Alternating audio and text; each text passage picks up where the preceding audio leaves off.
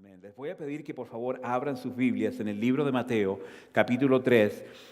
Son tres pasajes que vamos a ver esta tarde que son de consideración y vamos a estar hablando del ministerio de Jesús y quiero concentrarme en tres puntos vitales esta tarde. A medida que nosotros leemos las Escrituras, nos damos cuenta de que a partir de los 12 años de edad, la Biblia nos dice que podemos ver que hubo una acción de parte de Jesús, siendo un niño en el templo. Las personas que estaban alrededor de él se admiraban de Jesús, se admiraban de su sabiduría, se admiraban de cómo Dios estaba usando a este muchacho. Entonces es algo increíble, es algo increíble. Creo que fue la semana pasada que terminaron las Olimpiadas. No soy muy, ¿cómo se llama?, apto a ver los deportes y todo. Mi esposa es fanática por el fútbol y el básquetbol y todo eso. Pero obviamente se escuchaba de repente cuando teníamos la televisión prendida los comentarios que se hacían de los atletas, de la habilidad que tenían de hacer cosas extraordinarias, los que estaban esquiando o lo que estaban. A mí lo que me gusta es el asunto donde están limpiando y yo hago eso todo el tiempo cuando tengo que trapear la cocina, pero ahí están con el hielo y todo lo demás, lindo, muy bonito, muy ameno. Pero los comentarios eran una admiración con respecto a los deportistas que tenían una habilidad extraordinaria, algo genial, algo increíble. Y cuando hablamos de Jesús y cuando vemos las Escrituras, nos podemos dar cuenta nosotros de que el ministerio de Jesús era algo extraordinario, era increíble. Los comentarios que se hacían cuando él estaba ahí es: ¿quién es este hombre? ¿Cómo es que él puede tener tanta sabiduría? ¿Cómo es que él puede hacer eso? Entonces, servimos a un Dios increíble. Y esta tarde vamos a hacer tres observaciones con respecto al ministerio de Jesús que creo que son relevantes para cada uno de nosotros. Mateo capítulo 3, el versículo 13 al 17 nos dice lo siguiente. Dice: luego Jesús fue de Galilea al río Jordán para que Juan lo bautizara. Pero Juan intentó convencerlo de que no lo hiciera. Yo soy el que necesita que tú me bautices, dijo Juan. Entonces, ¿por qué vienes tú a mí? Pero Jesús le dijo: así debe hacerse porque tenemos que cumplir con todo lo que Dios exige. Y el versículo 16 dice: después del bautismo, mientras Jesús salía del agua, los cielos se abrieron y vio al Espíritu de Dios que descendía sobre él como una paloma. Y una voz dijo desde el cielo: este es mi Hijo amado, quien me da gran gozo. La primera observación que quiero hacer con respecto al ministerio de Jesús es: el bautismo de Jesús marcó el comienzo de su ministerio. Nosotros en leer las Escrituras nos damos cuenta de que Jesús comienza su ministerio más o menos a los 30 años de edad. El momento del bautismo de Jesús, los cielos se abrieron asombrosamente y una voz declara desde el cielo: este es mi Hijo amado, estoy muy complacido con él. Eso fue un acto de obediencia de parte de Jesús. Un acto que él no tenía que hacer. Es más, nos preguntamos cómo es posible que Jesús haya participado en el bautismo cuando el bautismo es solamente para los pecadores. Hay dos respuestas para eso. Uno, el pueblo de Dios estaba hambriento por verdadera espiritualidad. Y la otra cosa es que Jesús se identificó con el pueblo por medio del bautismo al decir: es bueno que nosotros hagamos eso. Con el bautismo, él estaba identificándose como parte de nosotros. Si alguien no tenía que haber hecho eso, fue Jesús.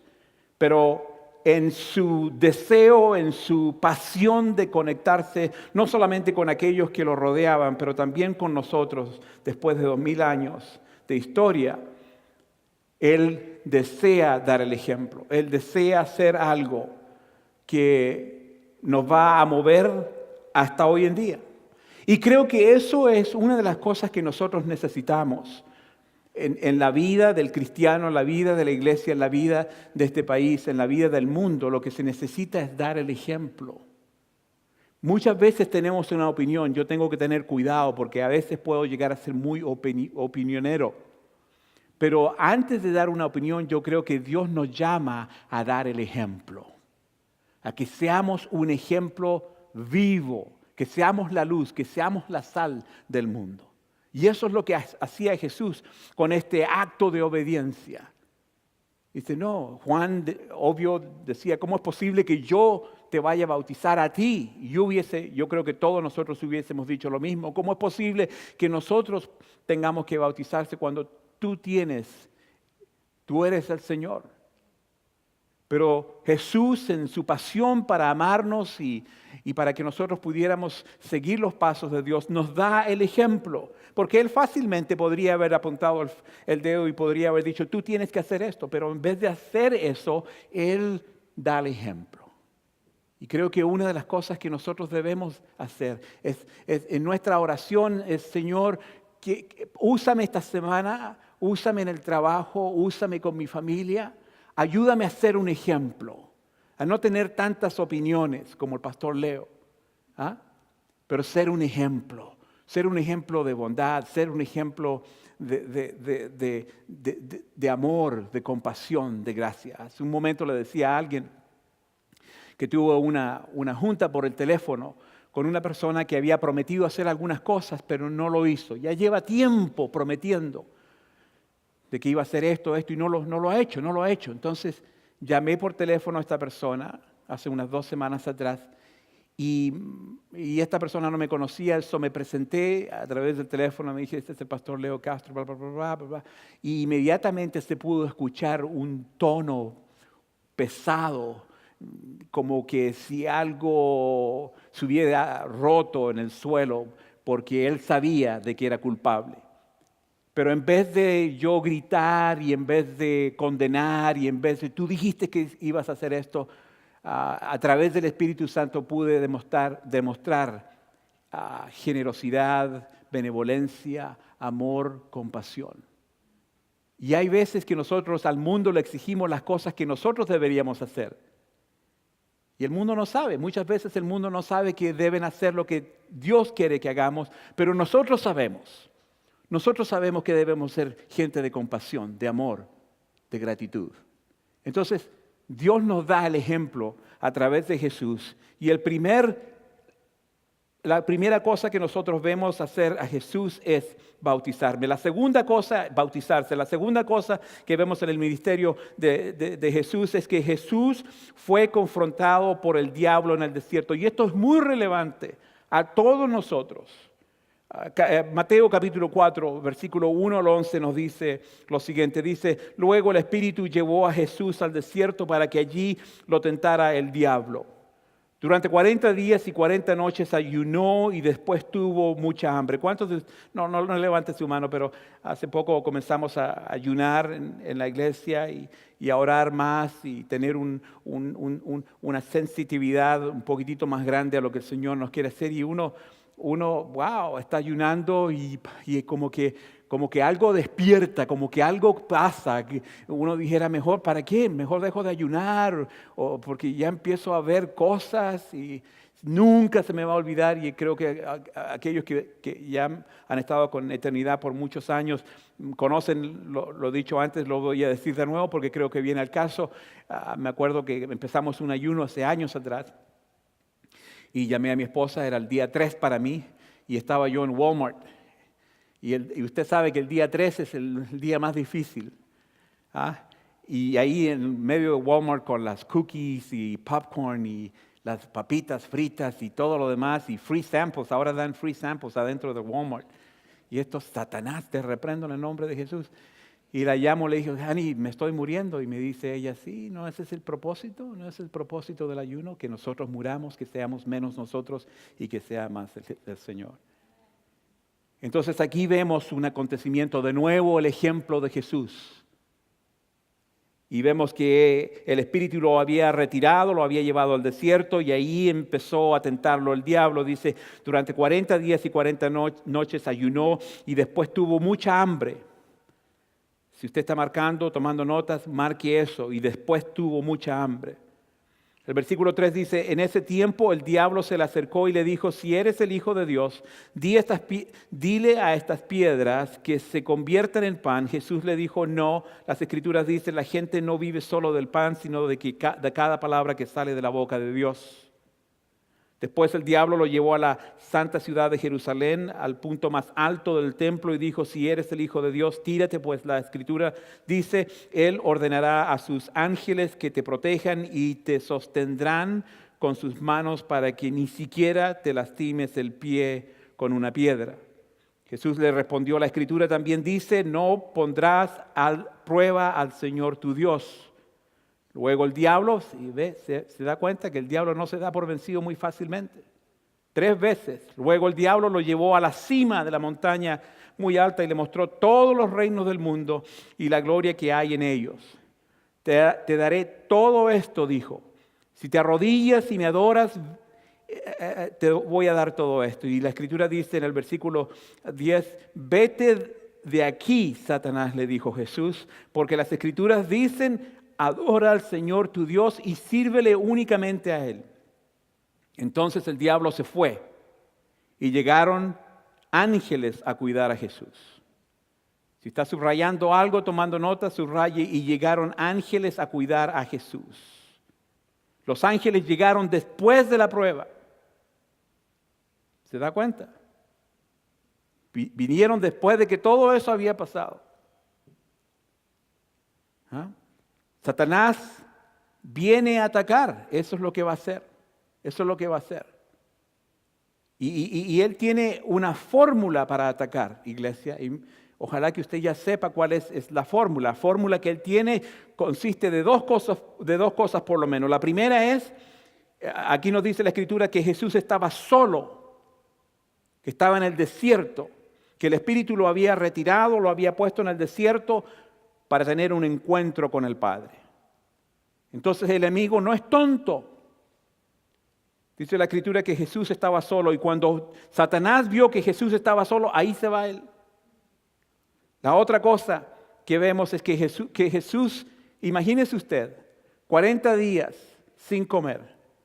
La Escritura nos dice que Él tuvo mucha hambre. ¿Cuántos de nosotros hemos tenido mucha hambre? Hice un ayuno de 21 días una vez y casi no la hago.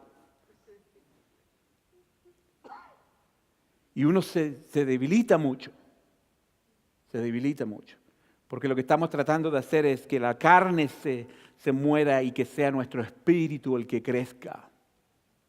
Pero Satanás en el medio de todo este asunto va a querer hacer de las suyas y la especialidad de él es de querer atacarnos cuando estamos solos y cuando estamos débiles. Satanás no es tonto. El diablo usa la misma táctica con usted y conmigo. Satanás no lo quiere usted aislado, lo quiere usted en casa. Satanás no quiere que usted esté con otros creyentes. Satanás no quiere que usted escuche la palabra. Satanás no quiere que otros lo animen. Satanás lo quiere a usted solo, solito. Quédate en casa, al cabo es solo hoy. Trabaja el domingo, al cabo tienes que comer. No leas la palabra, ¿para qué? ¿Para qué? Si es complicado el asunto, no la entiende nadie. No ores. ¿Quién eres tú para que Dios te escuche? No vayas a la iglesia. ¿Para qué? Parte del por qué el cristiano se deja llevar por estas mentiras es porque el cristiano de hoy ya no tiene temor a la ira de Dios. Lo voy a repetir de nuevo. Parte del por qué el cristiano se deja llevar por estas mentiras es porque el cristiano de hoy ya no tiene temor de la ira de Dios. Recientemente un pastor muy conocido dijo, no importa quién eres, no importa en qué pecado estás, ¿y con quién estás cometiendo ese pecado? Dios no está enojado contigo. ¡Wow! Suena riquísimo. ¡Qué rico! Hasta cosquilla me hizo hoy. Pero nosotros vemos en las Escrituras, Números capítulo 11, donde Dios en su ira destruye 2 pueblos enteros por el solo hecho de quejarse. Al salir de Egipto, el pueblo de Israel empieza a murmurar, y es todo lo que hacen, complaining for everything. Y Dios dice, los que son mayores de 20 años no me entran a la tierra prometida. Incluso Moisés no llegó a la tierra prometida.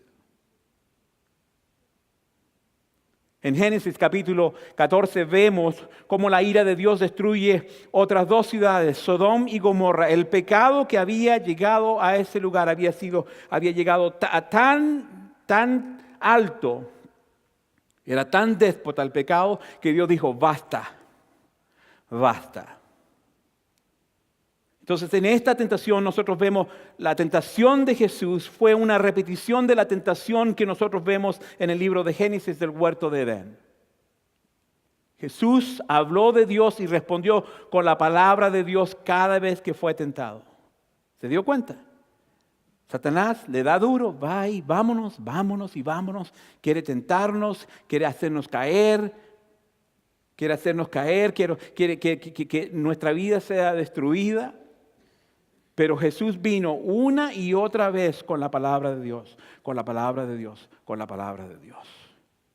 Esta es la espada.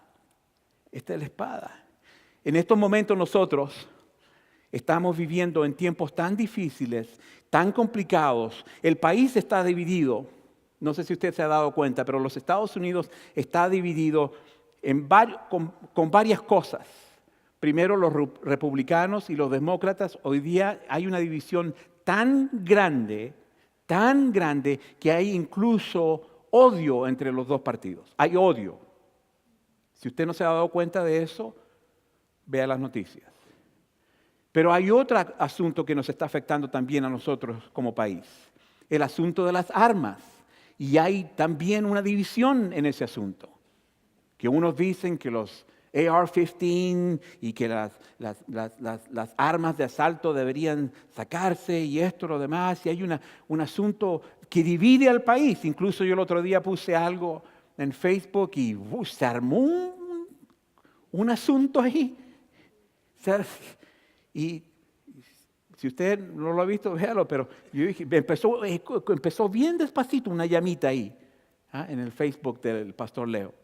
Una llamita, una chispita, empezó con una chispita bien lento y después como eso de las 3, 4 de la tarde, ¡pum!, había incendio, ya habían llamado hasta los bomberos con el asunto de las armas. Pero el arma más poderosa es esta. Esto es lo que necesitamos. Hay veces donde no sabemos qué hacer y aquí está todo. La Escritura nos dice que es la espada de doble filo. Lo que nosotros necesitamos, esta es la única arma que nosotros necesitamos. Bueno, como cristianos. Lamentablemente estamos llegando a un punto donde tenemos que tener policía, guardias en nuestras escuelas para proteger a nuestros niños, incluso también en los edificios de las iglesias. Hemos llegado a tal punto por el pecado, porque nos hemos desviado de las cosas de Dios. Entonces vemos que Jesús ganó la revancha contra el demonio. La Biblia deja muy claro que el origen del mal reside en el demonio. La palabra diablo proviene de la palabra diabolos, que es un verbo griego que significa, escúcheme bien, la palabra diablo viene de un verbo griego que significa, que es la palabra diabolos, que significa dividir.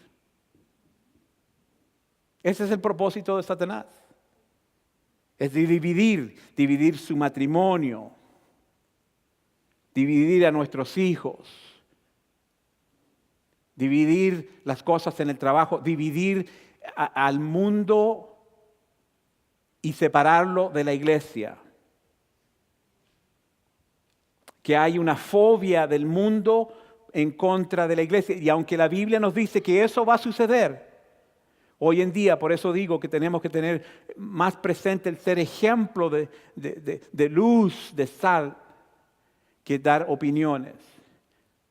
Entonces, lo que el enemigo quiere es dividirnos y lo está logrando. Estamos viendo una división en este país entre los partidos políticos. Y poco a poco estamos dejando a Dios.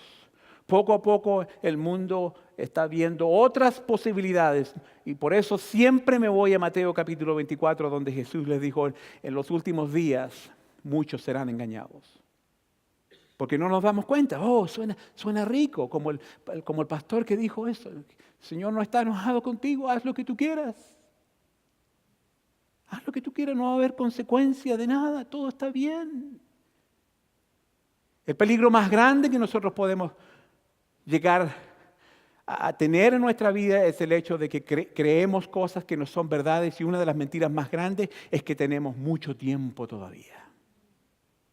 Mi oración para Iglesia Eternidad, mi oración para mi vida es tener un sentido de urgencia, porque no nos queda mucho tiempo. Satanás conoce la palabra de Dios mejor que muchos cristianos. Y él sabe esto. La Escritura dice en Marcos 3, dice, un reino dividido, ahí está esa palabra, por una guerra civil acabará destruido. De la misma manera, una familia dividida por peleas se va a desintegrar. El diablo, Satanás, no es un mito, sino es un ser real que quiere causar división en nuestra relación con Dios y con los demás. Lo intentó con Jesús. ¿No cree usted que lo va a intentar con usted y conmigo? Chico. Es la especialidad de Satanás. Él quiere dividirnos. Él nos quiere solitos. Primera de Pedro 5:8, fabulosa escritura, nos dice, estén alerta, estén alerta, estén alerta. Esta palabra, hay otras versiones que dice, estén sobrios. Y literalmente significa no estar borrachos en el griego, no estar borracho. Que estén sobrios es la palabra neifo, que significa estar vigilantes, estar vigilantes. Dice entonces, estar vigilantes, cuídense de su gran enemigo, el diablo, diabolos, porque anda al acecho como un león rugiente buscando a quien devorar. Esta palabra, ¿cómo? En el griego es la palabra hos, que significa imitación, not the real thing. Déjeme, porque no tenemos el pasaje arriba. Estén alerta, estén sobrios, estén vigilantes. Cuídense, 2, de su gran enemigo, el diablo, porque anda al acecho, 3. Y la cuarta verdad es, como anda al acecho como un león rugiente, 5, buscando a quien devorar. La palabra clave en todo eso, hay varias palabras clave, pero una de las palabras claves ahí es la palabra como un león rugiente. La palabra en el griego es hos, que significa imitación. ¿Okay? El único león es Dios. Él es el león de Judá. Pero Satanás viene imitando, siempre va a querer ser fake. Lo va a querer, él quiere ser la cosa real, but he's not the real thing. He's not the real thing. God is the real thing. Estén alerta. Cuídense de su gran enemigo, el diablo, porque anda al acecho. Es lo que anda haciendo, es el trabajo de él y de las potestades. Es lo que anda haciendo. Y no anda solo, no es tonto. El enemigo, he's defeated, but he's not dumb. Y anda con, la Escritura nos dice en el libro de Apocalipsis, creo que es el capítulo 2, que nos dice que la cola del dragón arrastró 1/3 de la población de las estrellas. Lo que significa es que cuando Dios lo echó a él del tercer cielo, dice la Escritura que con él arrastró, y Lucifer, ángel de luz, pasó a ser ahora Satanás, el padre de toda mentira, y con él se llevó 1/3 de la población de los ángeles, que ahora son las potestades que no vemos, pero que hacen lo que hacen. Y hay diferentes rangos, hay capitanes, hay tenientes, hay de todo. Y tienen diferentes funciones. Entonces usted y yo, por eso Pablo dice que nosotros no luchamos en contra de carne y hueso, pero luchamos en contra de potestades, demonios del aire. Usted y yo estamos en guerra, quiéralo o no, estamos en guerra. Entonces por eso vemos, la Escritura dice que nosotros tenemos que cuidarnos, estar alerta, estar vigilantes. Mateo capítulo 11, versículo 12 dice, el reino de los cielos sufre violencia y los violentos lo arrebatan. Me encanta como lo dice el lenguaje actual, la Biblia del lenguaje actual, aunque no la uso mucho, dice, el reino de Dios avanza a pesar de sus enemigos. Solo la gente valiente y decidida logra formar parte de él.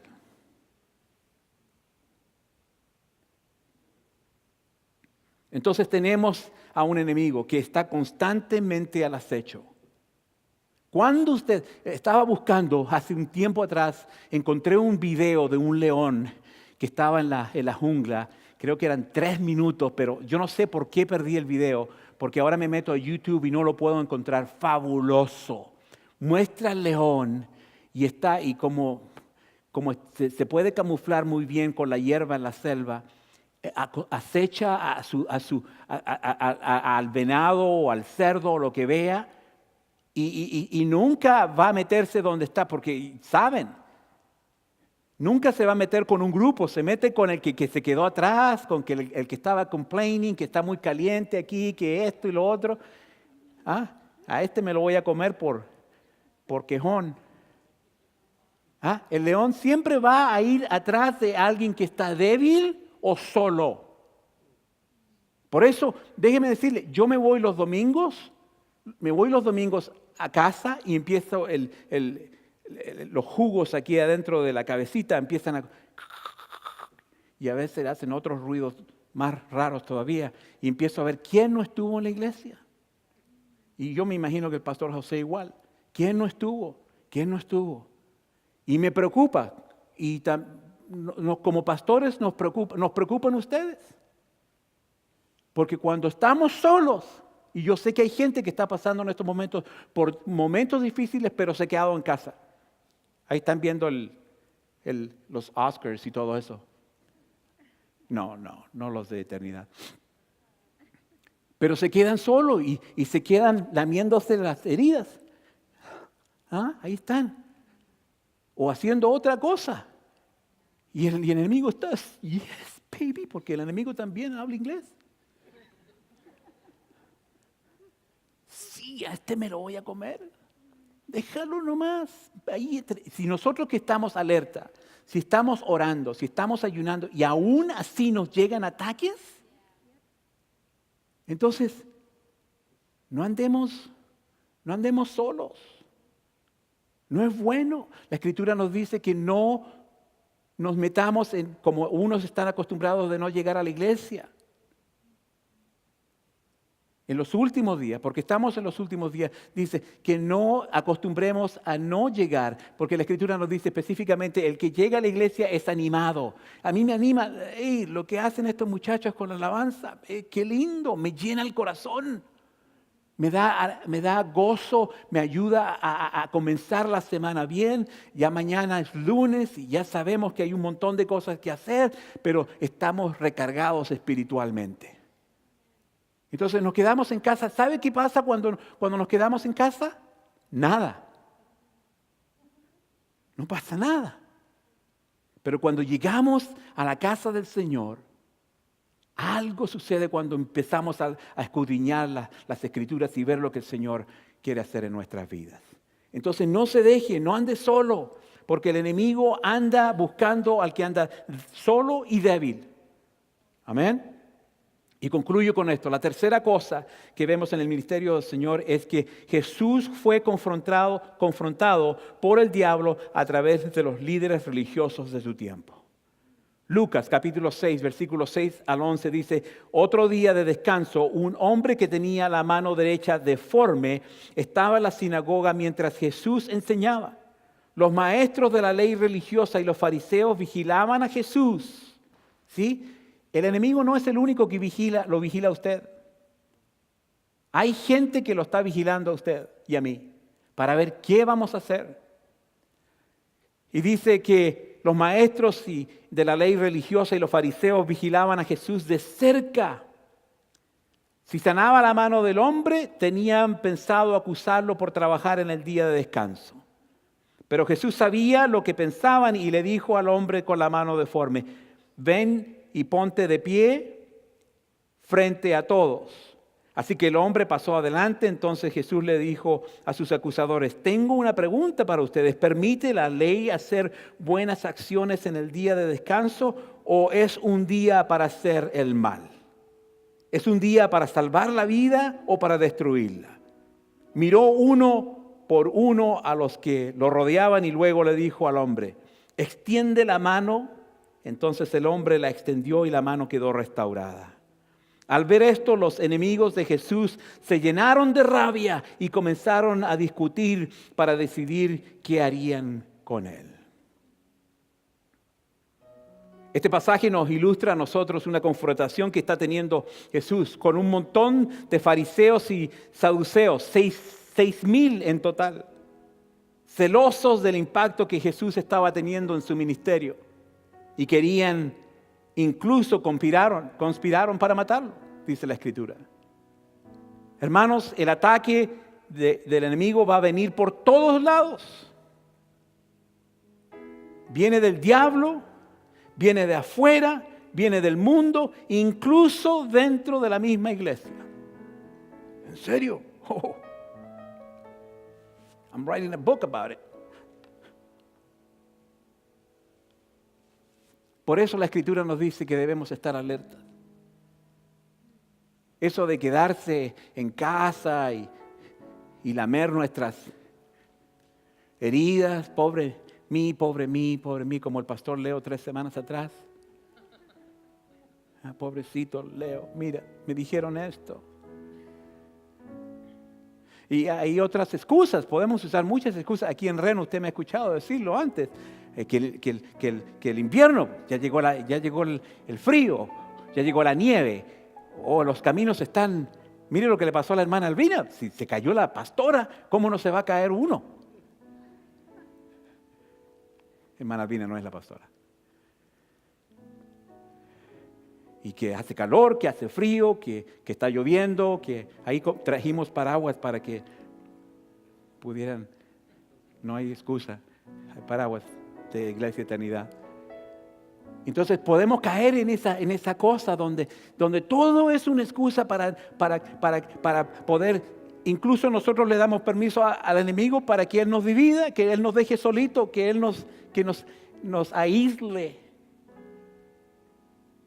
para que nos ataque y nos haga lo que tiene que hacer. Él nos quiere solos, Él nos quiere débiles. Entonces lo que vemos, hermano, es que Dios es bueno. El capítulo 23, si usted está leyendo el libro, creo que el título dice, Jesús es bueno. Y es bueno. Es bueno. Jesús es bueno. Y qué lindo que vemos en Él el ejemplo que nosotros tenemos que ser. Entonces, si usted está pasando por algo, sígale, dele con ganas, así como dicen en mi país, México, échele. No se deje, hay que seguir adelante, confiando, poniendo siempre nuestros ojos en la meta, como Pablo dice. Estamos corriendo una carrera y ya pronto terminamos. Yo pienso en el hermano Billy Graham. Hombre, ahorita está, pero imagínate. Ahí con la Jaina, Ruth, disfrutando lo que el Señor le preparó a él. 99 años, ahí dale, y predica, hasta que al final, ahora ya, ahí el hombre... Imagínense cómo estará disfrutando de lo que nosotros eventualmente vamos a recibir. Entonces a echarle con ganas, hermanos. Somos familia, somos hermanos. ¿Okay? Y cuando uno está caído, todos los demás estamos dolidos por eso. Y cuando uno está alegre, todos los demás debemos estar alegres con eso, regocijándonos. Queremos ver este lugar lleno. porque no hay excusa. Hay muchos que están sin el Señor, nosotros tenemos al Señor en nuestra vida. Es tiempo de trabajar, es tiempo de trabajar. Amén. Señor, esta tarde te damos gracias por tu palabra, te damos gracias por el ánimo que nosotros recibimos a través, Señor, de cada pasaje que leemos.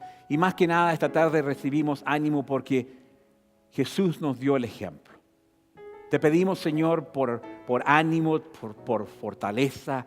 Te pedimos, Señor, por el espíritu de gozo en nuestra vida, Señor, que nos ayuda a seguir adelante. Te pido por eternidad, que tengamos un sentido de urgencia aún más grande que el que tenemos. Que nos preocupemos los unos por los otros aún más todavía. Gracias, Señor, por el pueblo que tú tienes en Eternidad Centro Cristiano. Gracias por cada persona en este lugar. Gracias, Señor. Ayúdanos a seguir confiando en ti, a no darnos por vencido, a no aislarnos, Señor, a no estar solos, a no estar débiles. Y si ese es el caso, Señor, donde estamos solos y estamos débiles, es alcanzar a alguien más aquí en eternidad, Señor, para poder animarnos los unos a los otros. Gracias, Señor. Te honramos y te bendecimos, Señor, en el nombre de Jesús. Y el pueblo de Dios dice, amén. Gracias, hermano.